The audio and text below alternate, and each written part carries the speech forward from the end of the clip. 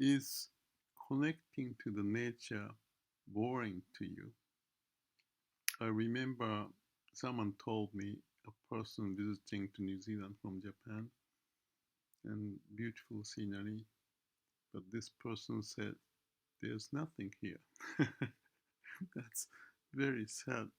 In the middle of what I think is a very beautiful nature, of course, there is no shop, no souvenir, no luxury. But if that is nothing, what is reality? How do we live in reality, but not in the fakeness of the modern day life, of this position, that position, this house, that house, more money, and so what? Are we losing sanity living in the mind?